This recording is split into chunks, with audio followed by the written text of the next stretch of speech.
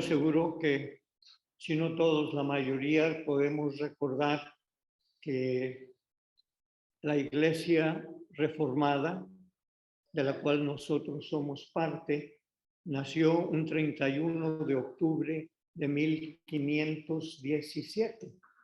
De manera, hermanos, que esto que aconteció en Alemania hace 505 años es lo que abrió la puerta para que pudiéramos nosotros existir como iglesia, sí, reformada, y en nuestro caso iglesia presbiteriana. 31 de octubre de 1517. Todos conocemos la historia que acontecía en aquellos tiempos. La iglesia establecida se había apartado mucho de Dios y entonces Dios proveyó personas que pudieran reformar la iglesia. El pasaje que leímos nos recuerda de otros reformadores o de otro reformador llamado Josías. Es la lectura que acabamos de compartir. ¿Quién fue este varón? Bueno, fue un rey de Israel, pero para poder entender su vida y las reformas que él hizo en el tiempo antiguo, es importante recordar varias cosas. No de muchos de ellos la Biblia habla en estos términos. Dice, Josías era un muchacho cuando empezó a buscar a Dios.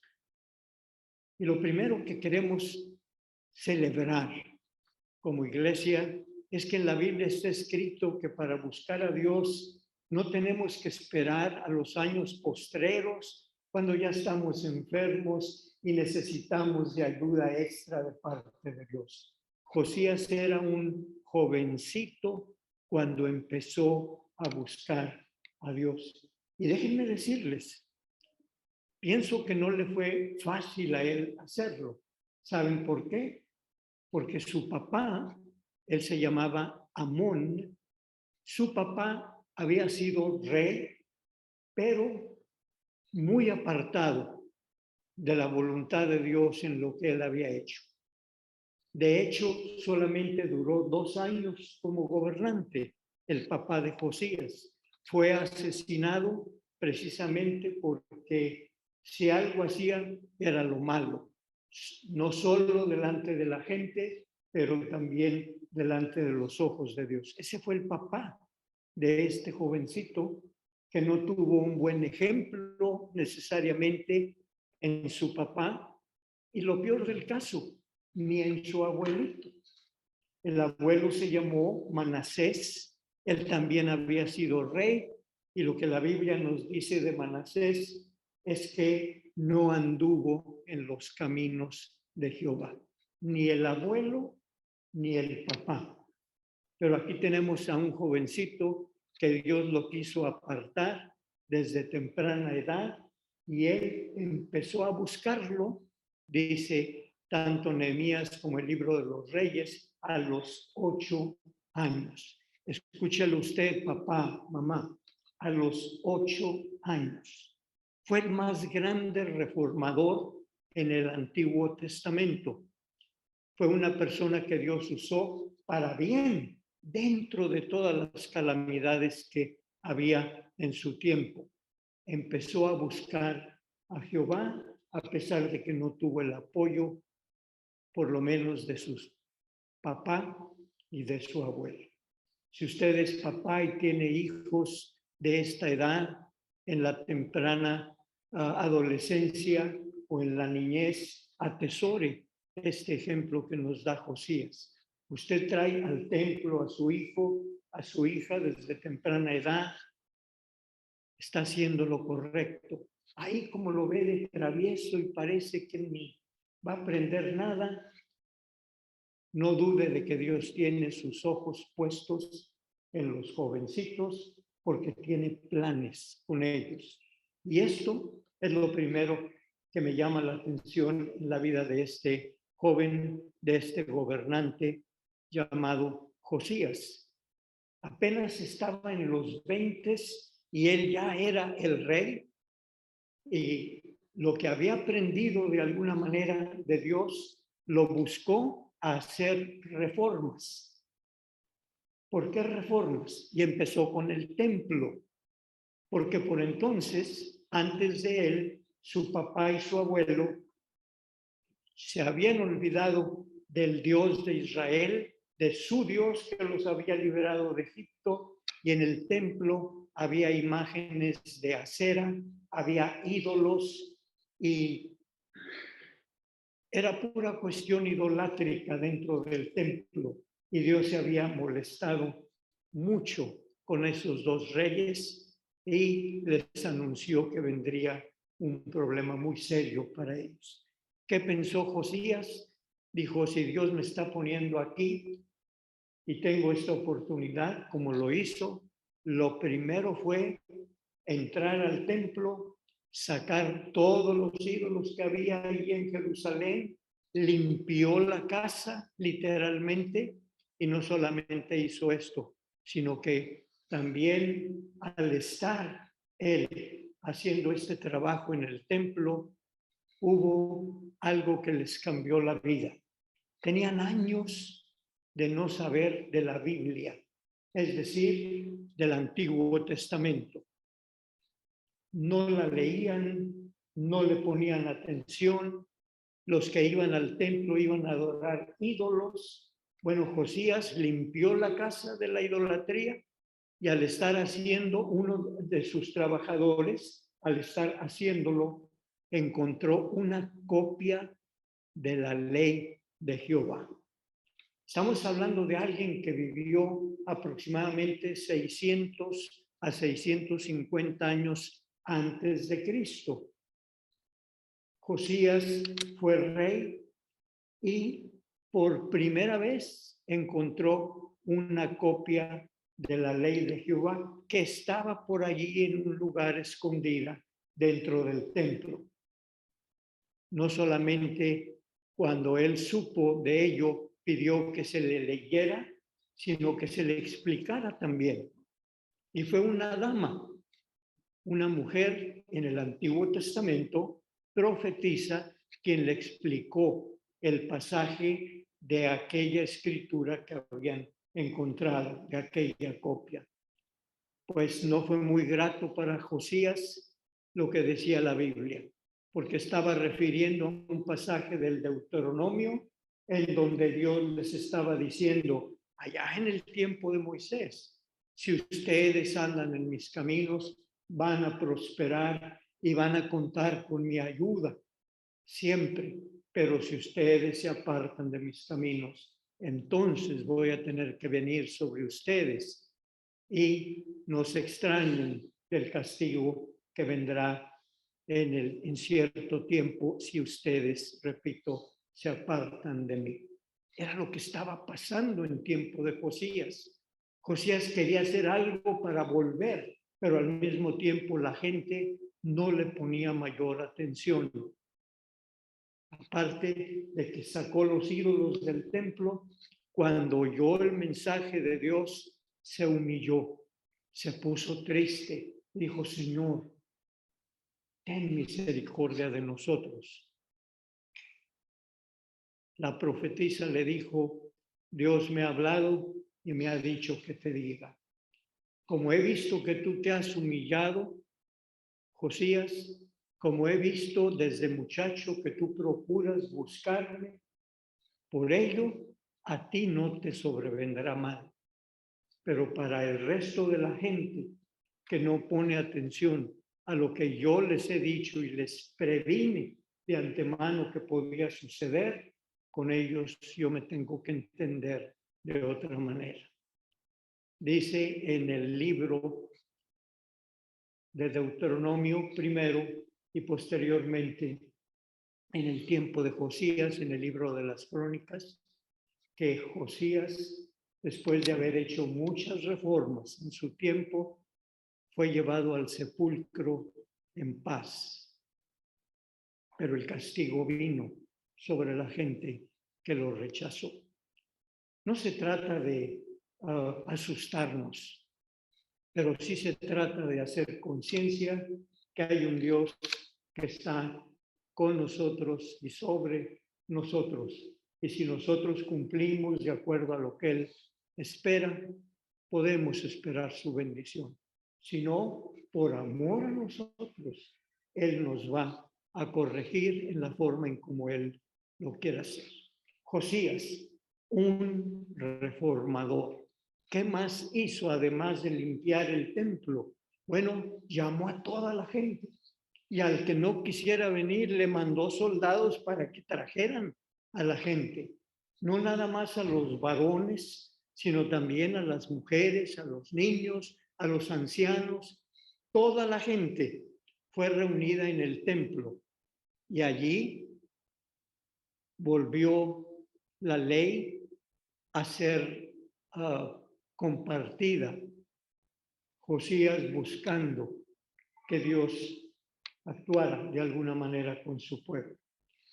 Josías como reformador, además de arreglar y remozar la casa de Dios porque estaba muy destruida, la restauraron, además hizo un pacto con Dios y dijo: Señor, te prometo, de acuerdo a lo que ahora conozco de ti en tu palabra, te prometo obedecerte, servirte y hacer todo lo posible porque este pueblo también se arrepienta.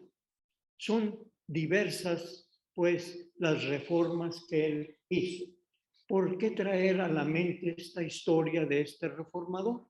Porque hoy estamos celebrando la reforma protestante que aconteció, pues aproximadamente 2000 años después, en la vida de Martín Lutero y de Juan Calvino, que también como reformadores hicieron cambios grandes, porque así como en el tiempo de Josías las cosas no andaban nada bien en la gente, tampoco en el tiempo, también en el tiempo, de Lutero y de Calvino, la situación de la iglesia dejaba mucho que desear. Josías, un grande reformador que deja con su ejemplo lo que espera que nosotros también hagamos como iglesia. Yo saco varias enseñanzas haciendo eco de la reforma protestante de lo que significa ser una iglesia reformada, tanto en Lutero como en Calvino, tanto en otros reformadores como Ulrico Zwinglio y otros personajes, o como Josías. Toda reforma que una iglesia haga para mejorar las cosas debe de tener como base la escritura, la Biblia. Josías se basó en el libro que descubrió e hizo reformas. Lutero, Martín Lutero, cuando leyó la Biblia, porque él antes de convertirse era un monje, bueno, él leyó en la Biblia todo lo que le sirvió para introducir las reformas que vinieron en su tiempo. Ambos lo hicieron en base a la reforma, a las escrituras, perdón. ¿Por qué enfatizar esta verdad? Mis hermanos, en nuestro día se han introducido muchas reformas dentro de la iglesia, pero no precisamente en base a las escrituras, sino como que la iglesia ha tendido a reformarse en base a la modernidad, a las ideas que dejan mucho que desear aún dentro de nuestra denominación. En lo que yo aprendo de la Biblia en Josías o en la historia en Martín Lutero es que si la iglesia se va a reformar, debe reformarse siempre en base a las escrituras y no a las cosas que en un momento dado cada generación quiere cambiar dentro de la vida de la iglesia. ¿Qué pasaba en el tiempo de Lutero? En el tiempo de Lutero la iglesia le hacía más caso a la tradición, a lo que los pues pensadores de ese tiempo creían que debían hacer, y la Biblia la habían puesto a un lado. Le ponían más atención a sus tradiciones culturales que a la propia Escritura.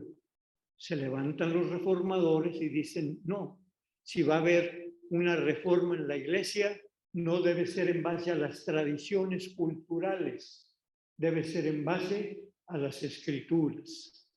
En el tiempo de estos reformadores, la gente creía que con sus buenas obras se iba a ganar el cielo, que por hacer esto o por hacer esto otro, ellos tenían garantizado, pues, la entrada a la presencia de Dios y su bendición. Se levanta el reformador y dice, no, no son las buenas obras.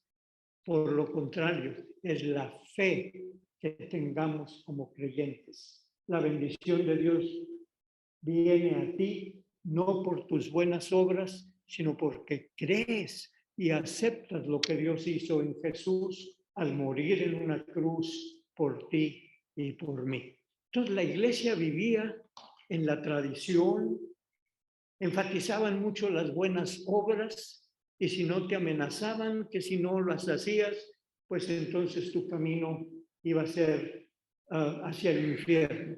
Se levanta el reformador y dice, yo en las Escrituras lo que leo es que la salvación es por fe, no por obras. Es por la gracia de Dios y no por el dogma o los pensamientos que como humanos en ocasiones imponemos en la vida de los creyentes. Una iglesia debe reformarse, pero debe reformarse siempre en base a las Escrituras. Lutero y Calvino, en latín se dice sola scripta. ¿Qué quiere decir? Solamente en la Escritura está basado lo que como iglesia podamos hacer. Entonces, al recordar el tiempo de la Reforma protestante, por favor piense que sea la Biblia de donde usted saque la enseñanza para reformar a sus hijos, para reformar a la iglesia en sus modelos de adoración, en sus ministerios que tiene la iglesia. Para eso la reveló Dios, no para que sea un libro de consulta y que quede en usted si lo hago o no lo hago. La Biblia no es un libro de consulta, la Biblia es una norma para que tú y yo, en base a ella, podamos construir nuestras propias vidas, las vidas de las familias y sobre todo la vida de la iglesia. Toda reforma debe basarse en la Biblia. Lo hizo Josías en el Antiguo Testamento, lo hizo Jesús en el Nuevo Testamento, lo hicieron los reformadores del siglo XVI y lo debe de seguir haciendo la iglesia presente. Eso y no menos que eso es lo que espera Dios ver en nosotros, pues, como su pueblo. ¿Qué otra cosa quiero compartir en base a la reforma? Toda reforma debe aportar valores prácticos. Si hacemos un cambio, tiene que ser porque ese cambio es relevante a nosotros. Estamos aprendiendo a compartir nuestro servicio en adoración en 2 idiomas. ¿Por qué? Porque eso es relevante. Si nos quedamos en un solo idioma, no estamos abarcando más que a algunos de nosotros, pero reclama de cambios como los que hizo Lutero en su tiempo para que tú y yo, aquellas reformas que hagamos como iglesia, sean importantes para toda la gente. Acuérdate que Jesús murió por todo aquel que crea. No dice Jesús murió por el que habla inglés. Tampoco dice por el que habla español solamente. No, es para toda aquella persona que quiera acercarse a él. Entonces, cualquier reforma que se deba introducir en la iglesia debe ser en base a la Biblia y que sean reformas prácticas que sirvan para que la gente crezca y se fortalezca. ¿Te acuerdas que el idioma que usaban en el siglo XVI allá en Europa, estamos hablando de aquella gente en aquel tiempo, el idioma que usaban era el latín? Hermanos, en el siglo XVI el latín ya no más lo sabían y lo compartían los padres de la iglesia, la gente que había ido a la universidad y que lo aprendían en cursos especiales. Entonces tú ibas al templo en el siglo XVI, para empezar te estaban hablando en latín, algo que la mayoría de la gente ya no conocía. El latín era una lengua muerta en el tiempo de Calvino y de Lutero. ¿Qué fue lo que hicieron estos reformadores? Dijeron, no, si la Biblia está en latín y los cultos son en latín, ¿qué va a sacar de beneficio la gente que viene a los templos si no lo entiende? Lutero tradujo del latín al alemán la Biblia. Calvino hizo lo propio, pero lo tradujo al francés. Después vinieron otros reformadores y la tradujeron al español y a las demás lenguas. ¿Por qué? Estas reformas fueron para que al entrar en el templo oyeran la palabra en el idioma común de cada persona y así pudieran recibir una bendición. Dice Pablo a los Corintios, prefiero hablar 5 palabras y que la gente me entienda y no 10,000 palabras que nadie entiende. Bueno, estamos celebrando este día la Reforma Protestante, de donde viene nuestra iglesia, porque una de esas reformas fue: escribe la Biblia en el idioma de la gente, predícales en el idioma de la gente para que sea relevante lo que reciban. Toda reforma debe aportar valores prácticos. La música que usaban en el siglo XVI o antes del siglo XVI era la música gregoriana. ¿Y eso qué? Bueno, era un estilo de música que había prevalecido por 1000 años en la vida de la iglesia. La música gregoriana, una música excelente desde el punto de vista musical, que en su momento sirvió para comunicarse con Dios, pero era una música que parecía que el que la cantaba estaba recitando nada más. Vienen los reformadores en el siglo XVI, que estaba el Renacimiento, que la gente había descubierto otras maneras musicales, pero ibas al templo y eras un espectador, porque ni entendías, y a la hora de cantar, pues resulta que la música te dormía, en lugar de servirte para que alabaras a Dios con fervor, con gozo, como lo pide la propia Escritura. ¿Qué hicieron estos reformadores? ¿Qué hizo Martín Lutero? Martín Lutero se salió y literalmente se fue a diversos lugares, a diversos negocios en la localidad, aprendió nueva música de la que la gente usaba y dijo, esto va a ser lo que voy a tomar para poder comunicar el mensaje a la hora de cantar. Y se puso a cantar Martín Lutero y algunos de los salmos que él se sabía en latín, los tradujo al alemán, les puso música popular. ¿Y saben lo que ocurrió? El evangelio y la iglesia fue creciendo y a la vuelta de 50 años Alemania era ya una iglesia evangélica, o como se llamó entonces, una iglesia protestante. No queremos decir que la música gregoriana no es algo muy especial, pero tuvo su época, tuvo su tiempo. Ya conforme pasó este tiempo, hubo necesidad de usar otras melodías y eso fue lo que hicieron, pues, los reformadores. Toda reforma debe tener como base las escrituras, no la modernidad. Toda reforma debe aportar valores prácticos para la gente, con el fin de que sea relevante el mensaje y no quedarme con las formas anteriores, sino producir nuevas maneras siempre y cuando tengan como base a las escrituras. Algo más que yo saco de beneficio. Toda reforma debe ser inclusiva. no exclusiva. En aquel tiempo, hermanos, quienes adoraban a Dios eran solamente los clérigos, los sacerdotes. Usted iba a un templo en el tiempo de la Reforma, entraba y usted sencillamente iba a escuchar lo que allí acontecía. ¿Quiénes cantaban? Los coros eclesiásticos, pero la gente no podía cantar. Solamente aquellos que en las tradiciones eclesiásticas de ese tiempo a ellos se les permitía cantar, que eran pues los sacerdotes. Vino Lutero y vino Calvino y dijeron, no, vete a la Biblia. Y en la Biblia habla del sacerdocio universal de los creyentes. ¿Qué quiere decir? Que cada persona que asiste al templo es la que debe cantar, es la que debe orar, es la que debe entregar el culto a Dios.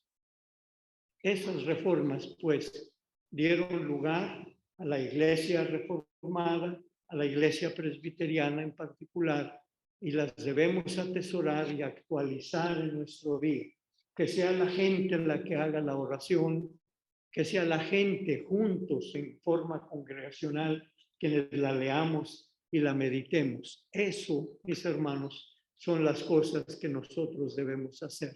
Inclusivos, no exclusivos, no nada más ciertas personas, pero cualquiera que tengamos la oportunidad de hacerlo.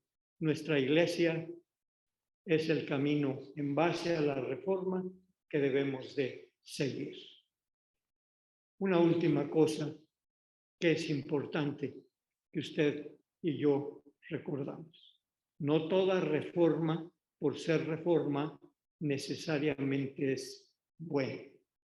Y aquí es donde uno debe tener el cuidado para saber, como dice la Escritura, retener lo bueno de todo lo que se lee y no necesariamente que por ser una lectura todo lo debemos atesorar. No es lo mismo reformarse que deformarse. Anótelo en su corazón, no por salir de novedoso o hacer algo y estar de acuerdo a la moda, lo voy a hacer. Básate en las Escrituras, porque corres el riesgo de deformar en lugar de reformar. Si la iglesia se reforma para estar al día con la modernidad, termina deformándose. Y hoy en día hay lugares y grupos, y con respeto lo digo, pero sí existen lugares y grupos en donde mis hermanos creen que porque dicen la palabra Dios están en sintonía con las Escrituras y haciendo lo que deben de hacer. No, toda reforma debe basarse en la Escritura y no para estar con la moda, que salgamos con otro tipo de cosas que pueden deformar la iglesia. Si usted estuvo al principio del servicio, vio la foto de un señor, no era ni Lutero ni era Calvino, era un señor de apellido Lodenstein. Este señor vivió 100 años después, fue reformador también, pero en Holanda en el siglo XVII. Brevemente un comentario. Él se levantó dentro de la iglesia ya protestante, pero algunos de los protestantes ya se estaban haciendo demasiado formalistas en lo que hacían. Entonces él dijo, no, nuestra herencia es reformada, siempre reformándose. Y ahí es de donde nació la frase que nos identifica como iglesia. Somos una iglesia reformada, siempre reformándose. No fue de Calvino ni de Lutero, fue de este reformador holandés y en su tiempo hizo grandes reformas y cambios que dieron como lugar que la iglesia holandesa creciera pues y se fortaleciera. Termino esta meditación que por ser histórica y ser de otro tipo, en ocasiones se hace un poco pues tediosa. Sin embargo, es importante repetir y recordar, somos una iglesia que tiene raíces. Y si tú quieres ver que tu árbol siga produciendo el mismo fruto que se dio en generaciones anteriores, tienes que cuidar la raíz. Si a la raíz de un árbol le cae una plaga, no va a tardar mucho en que te des cuenta. Si a la raíz del árbol de la iglesia reformada le caen cosas de la modernidad, vas a darte cuenta de que su fruto va a ser menor. Lodenstein cita en sus escritos una escritura con la cual quiero terminar esta meditación. Dice Colosenses 2:8, tengan cuidado, no se dejen llevar por quienes los quieren engañar con teorías y argumentos falsos, pues ellos no se apoyan en Cristo, sino en las tradiciones de los hombres y en los poderes que dominan este mundo. Ahí está en Colosenses 2:8.